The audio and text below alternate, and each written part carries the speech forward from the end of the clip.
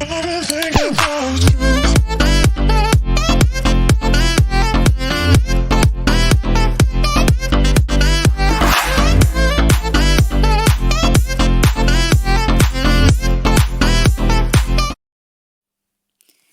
guys, ayan guys, i-share ko sa inyo itong aking lulutuin na pasta macaroni.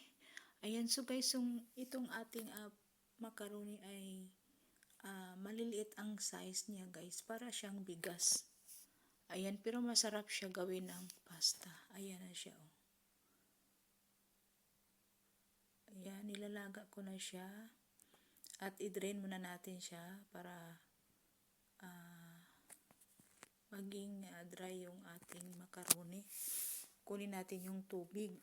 So, kailangan siyang i-drain.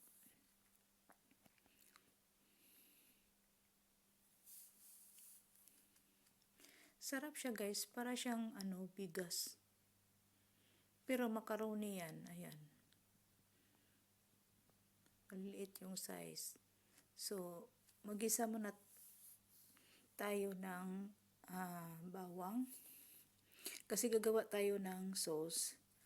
So, ito yung spinach at karne na manok. Ayan. I-slice ko lang yung manok na maliliit. So, ngayon guys, ay igisa natin yung ating karning manok at yung spinach.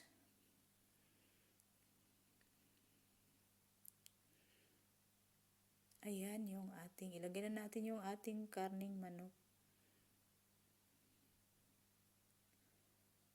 Ayan guys, marinated na yung karne na manok.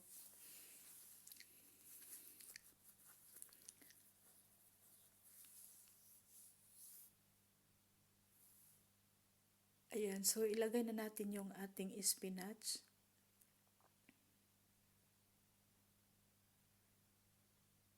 Ayan, so na-mix na natin yung ating manok, karning manok at spinach.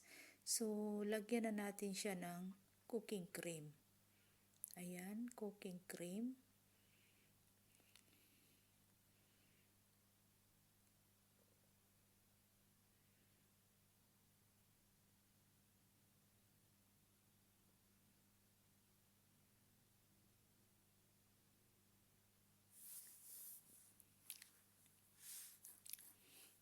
So, ayan na yung ating macaroni.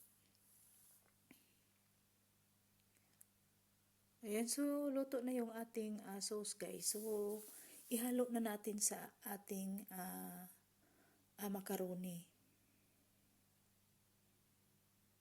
Ang sarap niya guys.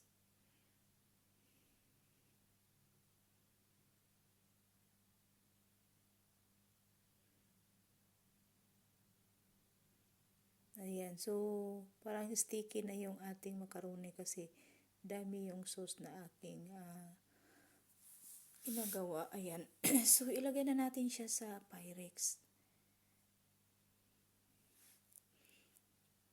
Ayan, tapos na yan na mix. So ilagay na natin siya sa Pyrex. Ayan yung kalabasan niya guys. Oh, diba? Pero try nyo guys, ang sarap talaga ng ating macaroni pasta. Ayan, so dito lang guys.